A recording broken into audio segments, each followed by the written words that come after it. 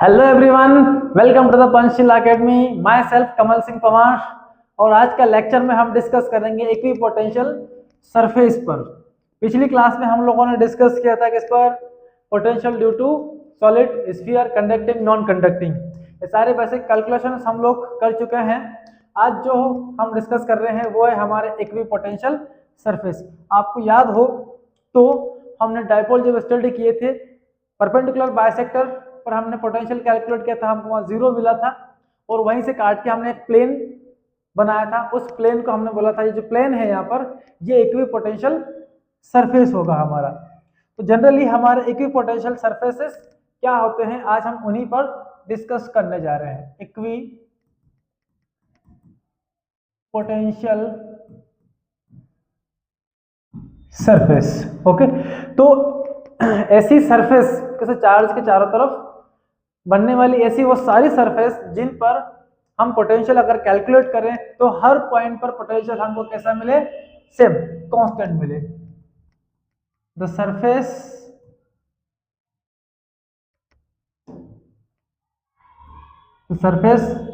Eight which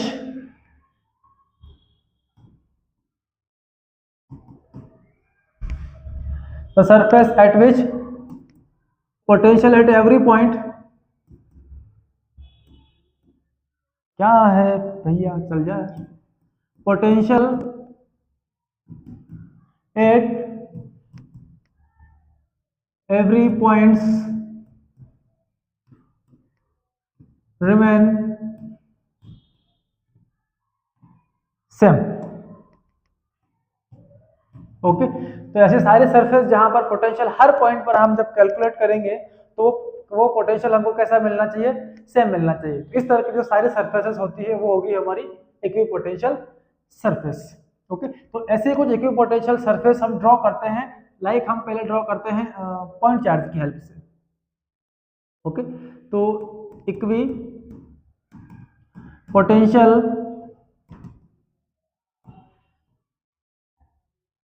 surface for point charge. Number 1, point charge. तो कहीं पर हम एक पॉइंट चार्ज टेकन करते हैं, ये हमारे पास एक पॉइंट चार्ज है प्लस क्यू, ओके। और इसके बाहर हम एक सरफेस को ड्रॉ करते हैं, तो वो हम इस पॉइंट से फिक्स डिस्टेंस ले लेते हैं और इसके बाहर हमने कुछ इस तरह से एक सरफेस ड्रॉ किया। अब इस सरफेस के इस वाले पॉइंट की, इस सर्कमफ्रेंस से सेंटर के डिस्टेंस कैपिटल आर है। यहाँ से ये डिस्टेंस भी कितना है आपका? कैपिटल आर है।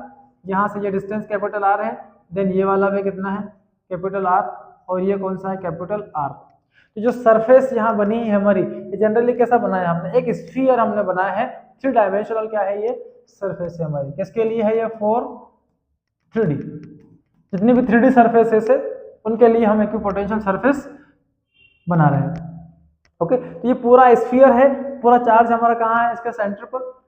तो इस तरह से हम देखते हैं इस पॉइंट फर्स्ट पर कुछ पोटेंशियल होगा, यहाँ कुछ पोटेंशियल होगा, यहाँ पर भी कुछ पोटेंशियल, और 4, 5 इन 5 डिफरेंट पॉइंट्स पर हम पोटेंशियल कैलकुलेट करते हैं।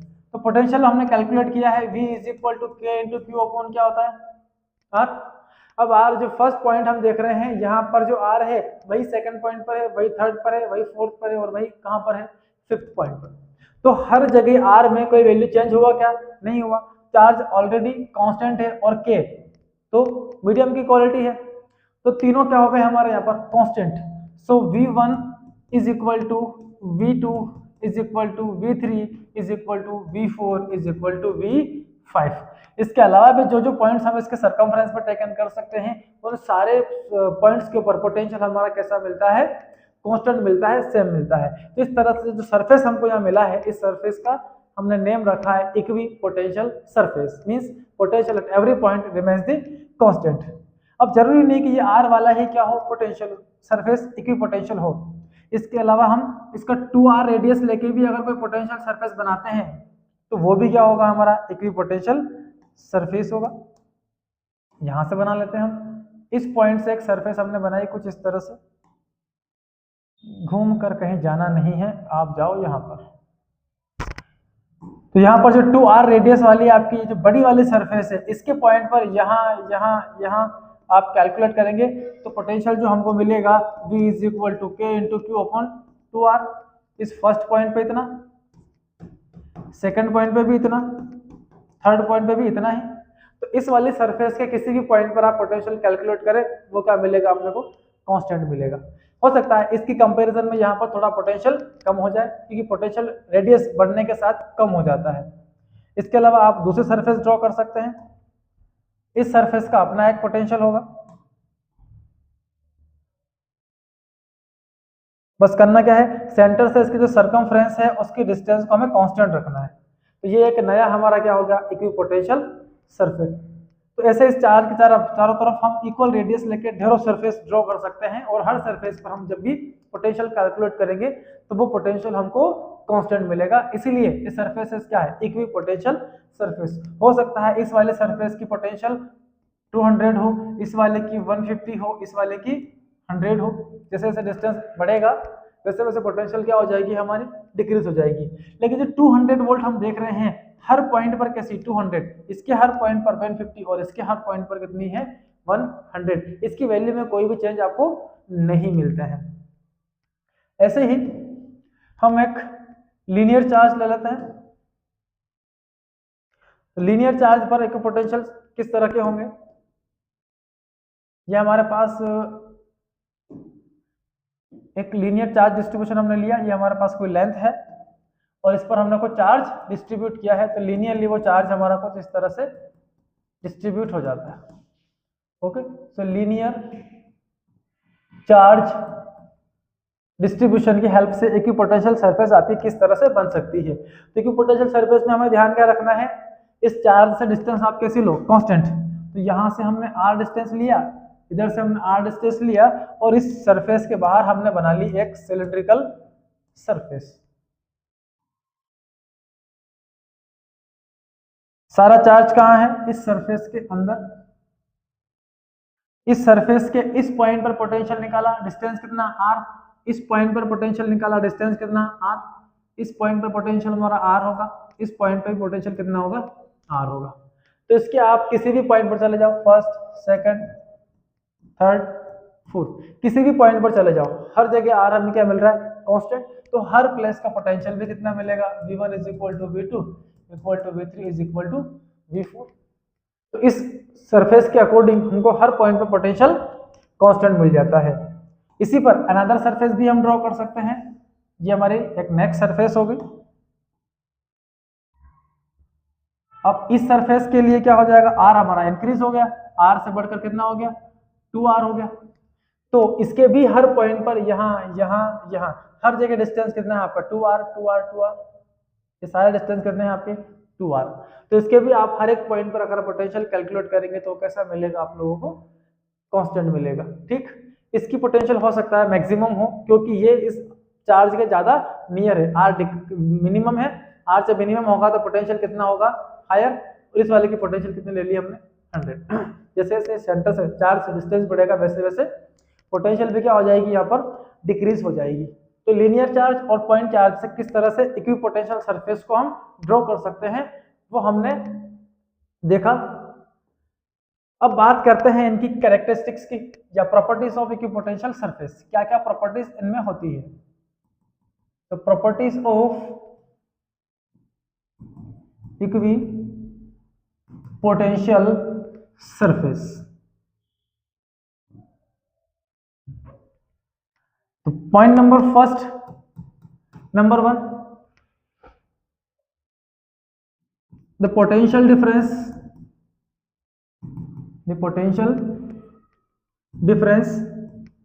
between two points are, the potential difference between two points is 0। Okay, एक सरफेस पर अगर आप दो पॉइंट का पोटेंशियल डिफरेंस कैलकुलेट करेंगे तो वो कैसा मिलेगा आपको, हमेशा 0 मिलेगा, क्योंकि हमने चार्ज एक सेंटर पर रखा है और इसके बाहर हमने क्या बनाई है, ये इक्विपोटेंशियल सरफेस। तो इस इक्विपोटेंशियल सरफेस के किसी भी पॉइंट पर आप क्या कर रहे हो, पोटेंशियल फाइंड कर रहे हो। तो हर जगह यहाँ अगर पोटेंशियल निकाले हम, ये पॉइंट नंबर फर्स्ट, ये पॉइंट नंबर क्या हो गया सेकंड, तो यहाँ जो पोटेंशियल हमको मिलेगा v1 इज इक्वल टू किसके इक्वल है, V2 के। अब इन दो पॉइंट का हम क्या कर रहे हैं, पोटेंशियल डिफरेंस कैलकुलेट कर रहे हैं। तो V1 माइनस V2, क्योंकि दोनों ही इक्वल है तो नेट पोटेंशियल डिफरेंस आपको कितना मिलेगा, इसका 0 मिल जाता है। तो potential difference between the two points is always 0। Okay, और इसी से रिलेटेड मेन काम का point, no work has to be done by electrostatic force from one point to other, from one point to other. हमको एक point से दूसरे charge को एक पॉइंट से दूसरे पॉइंट ले जाने में इलेक्ट्रोस्टैटिक फोर्स के थ्रू कोई भी वर्क डन नहीं करना होता है। जब जब इक्विपोटेंशियल सरफेस हमारे पास आएगा, हम एक पॉइंट से चार्ज को ले जाएंगे कहाँ पर, दूसरे पॉइंट पर। तो first point two second point जैसे हम ले जाएंगे तो यहाँ पर हमको कोई भी वर्क डन नहीं करना होता है। और वर्क डन हमने कैलकुलेट किया है, difference in potential is equal to work done by external agent divided by q naught. Okay, और पिछली क्लास में हमने डिस्कस किया था work done by electrostatic force, work done by electrostatic force is equal to minus of work done by external agent. इन दोनों का net सम करेंगे कितना आ जाएगा, 0। यहां देखिए अपन, तो हम क्या कर रहे हैं, एक पॉइंट से फर्स्ट से कहां ले जा रहे हैं पार्टिकल को, सेकंड पॉइंट पर। तो डिफरेंस निकालते हैं, ए पॉइंट से ए ले लेते हैं, इसको बी ले लेते हैं। ए पॉइंट से हम कहां जा रहे हैं, बी पॉइंट पर। तो अभी हमारे लिए फाइनल पॉइंट हो गया। तो V B minus V A is equal to work done by work done on unit test charge. But यहां हम देख रहे हैं V A is equal to कितना है, वी बी, क्योंकि ये इक्विपोटेंशियल सरफेस से इस चार्ज से इसकी डिस्टेंस कैसी है, इक्वल। और इक्वल होने से दोनों पोटेंशियल कैसी हो गई आपकी, सेम। ये डिफरेंस कितना हो गया हमारा, 0। तो 0 is equal to work done on unit test charge. तो work done by external agent is equal to कितना मिला हमें, 0। तो इलेक्ट्रोस्टैटिक फोर्स को एक पॉइंट से दूसरे पॉइंट तक चार्ज को ले जाने में किसी टाइप से कोई भी वर्क डन नहीं करना पड़ता है। Net work done on the equipotential surfaces remains always 0। Okay, next property की ओर आते हैं हम। अगर इन दोनों पॉइंट में आपको नोट करना पड़े एग्जाम्स के अंदर, तो आप लोग इस वाले पॉइंट को लिखे, ज्यादा बेहतर आपका ये वाला point, second point. Point number 3 पे आते हैं हम। एक पॉइंट चार्ज के चारों तरफ जितनी भी आप सरफेस ड्रॉ करते जाएंगे, वो सारी सरफेसेस एक दूसरे के कैसी होती है, पैरेलल होती है। So all equipotentials are parallel to each other. जितनी भी लाइंस है, सारे जो सरफेस है वो सब कैसे होंगे, हमारे पैरेलल सरफेस होंगे। नेक्स्ट हम आते हैं, ये पॉजिटिव चार्ज है और इसके बाहर हमने एक इक्विपोटेंशियल सरफेस ये बनाया, अगला ये बनाया, अगला हमने ये ड्रॉ किया। ओके, और फील्ड लाइंस के डायरेक्शंस को हम देखते हैं। इस स्फीयर का रेडियस इतना है, इसका रेडियस इतना है और इसका रेडियस ये वाला है। अब इस चार्ज से क्या होता है, फील्ड लाइंस यहाँ से पासिंग आउट होगी इन सरफेस से होते हुए, तो सारी इलेक्ट्रिक फील्ड लाइंस से यहाँ से पास होने वाली है वो इस सेंटर से कहाँ जाएगी, radially outward. All electric lines are coming out radially from this equipotentials, कुछ इस तरह से। ओके, तो ये आपकी इलेक्ट्रिक फील्ड लाइंस यहाँ से कैसे जा रही है, सारी के सारी आउटवर्ड, रेडियली आउटवर्ड ये लाइंस यहाँ से बाहर जा रही है। ओके, अब इलेक्ट्रोस्टैटिक फोर्स किस डायरेक्शन में वर्क कर रहा है, ई की डायरेक्शन में। और ये जो सरफेस आपको दिख रहे हैं यहाँ पर, इन सरफेस को ये लाइंस ऐसे कट करते हुए कहाँ जा रही है, आउटवर्ड। अब हम देखेंगे कि ये जो लाइन जा रही है यहाँ से, ये इसका टोटल रेडियस है, सेंटर से यहाँ तक का। और रेडियस सरकमफ्रेंस पे हमेशा कैसा होता है, normal to surface. Radius is always perpendicular to surface. Okay, तो इस तरह से जो लाइंस ऑफ फोर्स यहाँ से निकल कर जा रही है वो रेडियली ही आउटवर्ड दिख रही है। जितनी भी इलेक्ट्रिक लाइंस ऑफ फोर्सेस है इनका जो डायरेक्शन होता है, direction is always perpendicular to the surface. Means E और सरफेस के बीच बनने वाली एंगल कितनी होगी, सीधा सीधा 90 डिग्री होगी। So electric lines of forces are always perpendicular to the equipotential surfaces. The next property is the direction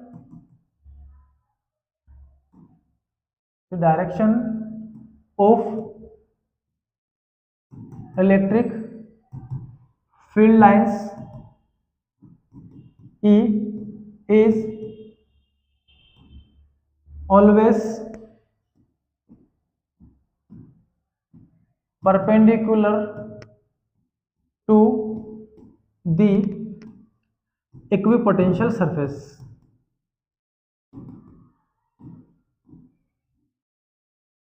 ये सारी लाइंस हमारी सरफेस के सीधा सीधा कैसे होगी, परपेंडिकुलर होगी। ओके,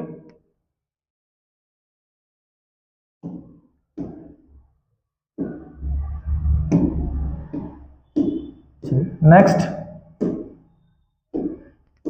डिलीट हो जाओ भैया, हो जाओ, आप भी चले जाओ। किधर चला गया, इतना नहीं जाना।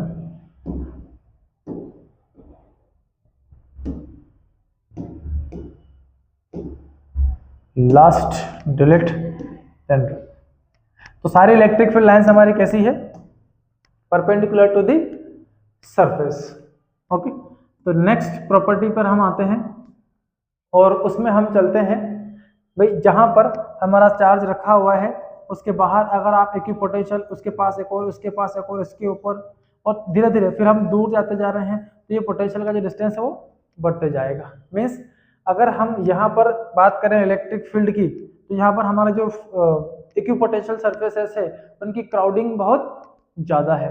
जितनी ज़्यादा यहाँ पर क्राउडिंग है इलेक्ट्रिक फील्ड भी उतना ही ज़्यादा क्या होगा, हमारा स्ट्रॉन्ग होगा। और जैसे जैसे आप दूर चले जाएंगे ये क्राउडिंग धीरे धीरे कैसा हो जाएगा, वीक होता चले जाएगा।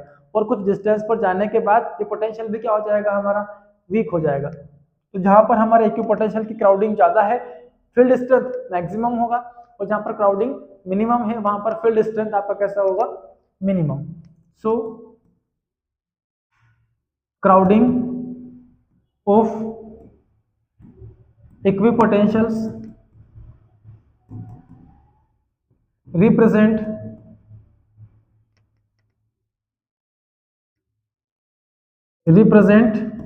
the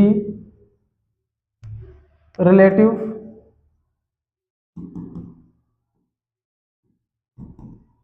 electric field।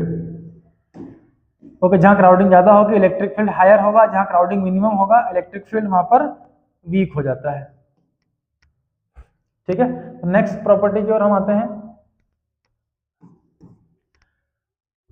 अब देखिए नेक्स्ट प्रॉपर्टी कहती है जब भी हम दो इक्विपोटेंशियल सरफेस की बात करते हैं, जैसे हमने फील्ड लाइंस के अंदर भी स्टडी किया था, दो फील्ड लाइन एक दूसरे को इंटरसेक्ट नहीं कर सकती है। क्यों नहीं करती, क्योंकि अगर आप इंटरसेक्ट करवाएंगे भी तो वहां पर हमें दो दो टेंजेंट ड्रॉ करने होंगे, और दो टेंजेंट ड्रॉ करके हम ये रिप्रेजेंट करेंगे वहां पर कि यहाँ पर दो इलेक्ट्रिक फील्ड है, लेकिन एक इलेक्ट्रिक फील्ड के अंदर दो डायरेक्शन को हम रिप्रेजेंट कर ही नहीं सकते, तो इसलिए वहां पर दो लाइन भी क्या नहीं करती, इंटरसेक्ट नहीं करती। तो वैसे ही जब जब हमारे इक्विपोटेंशियल सरफेस की बात आएगी वो हमको एक्सप्लेन करेंगे two equipotentials are never intersect each other.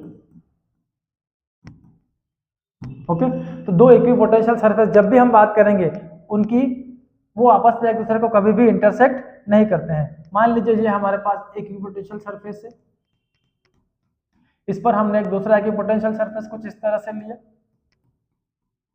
अब हमने थोड़ी देर के लिए मान लिया कि दो इक्विपोटेंशियल सरफेस एक दूसरे को क्या कर रहे हैं, ये इंटरसेक्ट कर रहे हैं। अगर इंटरसेक्ट कर रहे हैं तो मुझे यहाँ पे दो टेंजेंट बनाने पड़ेंगे, एक इसके लिए और दूसरा इसके लिए, और मुझे शो करना होगा दो दो इलेक्ट्रिक फील्ड की डायरेक्शन को। और किसी एक चार्ज की दो इलेक्ट्रिक फील्ड दो डायरेक्शन में कभी नहीं हो सकती है, इसलिए हम बोलते हैं दो इक्विपोटेंशियल सरफेस कभी भी एक दूसरे को इंटरसेक्ट भी नहीं करते हैं। ओके, तो two equipotential surfaces are never intersect to each other. Okay, हाँ, ये है कि मान लीजिए एक इक्विपोटेंशियल सरफेस आपके पास कुछ इस तरह से है, अगला इक्विपोटेंशियल सरफेस हमारे पास कुछ इस तरह से है, नेक्स्ट ये इक्विपोटेंशियल आपका इस तरह से, और लास्ट ये इक्विपोटेंशियल सरफेस यहाँ पर है। तो ये चार्ज के जितना नियर होगा, मान लीजिए यहाँ पर इक्विपोटेंशियल है 100 वोल्ट, यहाँ पर है 80 वोल्ट, यहाँ पर है 60 वोल्ट, और यहाँ पर कितना है 40 वोल्ट। तो जैसे जैसे हम दूर जाते जा रहे हैं वैसे वैसे पोटेंशियल कैसा होता जा रहा है, फॉल होता जा रहा है। और ये पोटेंशियल यहाँ पर कितना मिला आपको, ओनली 80 वोल्ट। तो यहाँ पर आपको पोटेंशियल कितना मिला मैक्सिमम, क्योंकि V इज इक्वल टू के इंटू क्यू बाय आर पर, इस आर के ऊपर कौन डिपेंड कर रहा है हमारा, ये इलेक्ट्रिक पोटेंशियल आर के ऊपर डिपेंड करता है। ओके, तो जैसे जैसे आर इंक्रीज होती जाएगी वैसे वैसे पोटेंशियल भी हमारा क्या होता जाएगा, फॉल होते जाएगा। और यहाँ पहुंचते पहुंचते पोटेंशियल हमारा कितना हो गया, 10 वोल्ट ओनली। ओके, तो इस तरह से ये हमारे इक्विपोटेंशियल सरफेस की कुछ बेसिक प्रॉपर्टीज थी जिनमें हमने डिस्कस किया कि हमारा इक्विपोटेंशियल सरफेस क्या होता है। तो हमने जाना कि ऐसे सरफेस इसे चार्ज के चारों तरफ जिसके हर पॉइंट पर पोटेंशियल आपको कैसा मिले, कांस्टेंट, ऐसे सारे सरफेस हमारी होगी इक्विपोटेंशियल सरफेसेस। फिर हमने पॉइंट चार्ज की कुछ सरफेस को ड्रॉ किया, लीनियर चार्ज के लिए हमने कुछ इक्विपोटेंशियल सरफेस को ड्रॉ किया, देन हम आए प्रॉपर्टीज ऑफ इक्विपोटेंशियल सरफेस पर। तो ये हमारे पास कुछ बेसिक प्रॉपर्टीज है इक्विपोटेंशियल सरफेसेस की। ओके, तो सारी प्रॉपर्टी को आप अच्छे से रीड करें और कॉपी में इनको जरूर नोट कर लें आप। ठीक है, तो यहाँ तक था हमारा इक्विपोटेंशियल सरफेस। तो आज के लेक्चर में हमने जाना कि इक्विपोटेंशियल सरफेसेस क्या होते हैं और क्या इनकी बेसिक प्रॉपर्टीज होती है। तो नेक्स्ट लेक्चर में हम लोग बात करेंगे इक्विपोटेंशियल एनर्जी पर। तो आज के हमारे इस लेक्चर को अच्छे से रीड करें, कॉपी में इसको नोट करें, सारे पॉइंट को अच्छे से रीड करें। ओके, इन्हीं पॉइंट पर बेस्ड बहुत क्वेश्चन बनते हैं बोर्ड एग्जाम्स के अंदर, क्योंकि ये एक इंपॉर्टेंट पार्ट भी है हमारे पोटेंशियल का। तो ज़्यादा से ज़्यादा आप लाइक शेयर सब्सक्राइब करें। ओके, तब तक के लिए ऑल दी बेस्ट।